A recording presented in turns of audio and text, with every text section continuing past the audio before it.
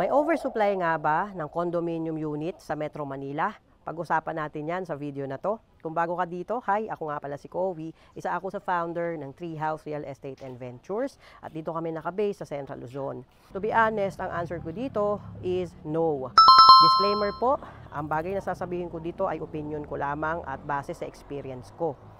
Kasi sa tingin ko, nagmumukha lang siyang oversupply kasi madaming nakikita ang mga tao na bakante at maraming nagbibili.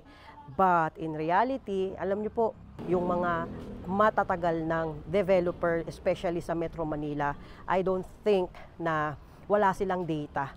Siyempre, hindi naman po biro ang magpagawa ng isang malaking building or condominium unit. It's just that if you're going to compare it sa pricing before and now, isa rin to sa factor. Bakit? Akala nyo oversupply, kaya lang kasi medyo mabigat na para sa consumer or sa buyer na bumili ng condominium unit para sa maliit na space. So say for example sa akin, I have a condo unit diyan sa Quezon City and medyo mataas talaga ang monthly niya. Example, ang monthly payment ko ngayon is 32,000. Tatawag bang oversupply? Hirap lang talaga ang mga mid-class na bumili ng property sa Metro Manila.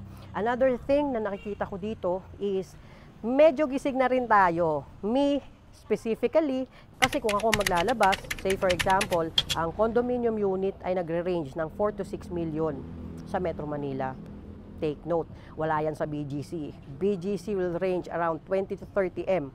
Nandiyan pa lang ako sa Quezon City. 4 to 6 million at ang space ko is around 26.80 square meters. I do have a cash payment. And uso naman na ang work from home ngayon. Unlike before na nagsisiksikan kami or tayo sa Metro Manila, yung 4 to 6 million na yun ay magkakaroon ka na ng 100 to 200 square meters para sa developing area or developing na lugar. Say for example, sa lugar namin, sa Malolos, Bulacan, medyo mataas-taas na rin. But it's only 10% ng presyuhan ng real estate dyan sa Metro Manila. Maybe that's one of the factor. And another factor na nakikita ko is gumaganda na rin naman ang commute system natin. Tama ba ang term ko? Meron na tayong option like Skyway from north to south. Ngayon, pag pupunta kami sa south, punta ako sa Silang. Hello sa mga friends ko dyan sa south, galing sa KMG Group. Maabot lang ako ng 2 hours, 2.5 hours na before. Pag susud-sudin mo lahat mula EDSA, papuntang south, going to Alabang, aabutin ka na talaga ng 4 to 5 hours. Ilan lang yan sa nakikita kong factor. I don't believe na may oversupply talaga ng condominium sa Manila. Once again, papakilala lang po ako. Ako nga pala si Kowi. Kung isa ka sa naghahanap ng video ko, maraming salamat. Bihira po tayo nakakapag-video. But soon enough, magagawa din po natin yan, makapag-video everyday. Basta ako po, basta may free time, I will do my best para mag-share din ng mga information sa mga karamihan, lalong-lalo na pagdating sa real estate.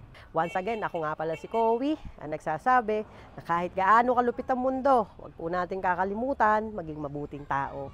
Ciao, bye!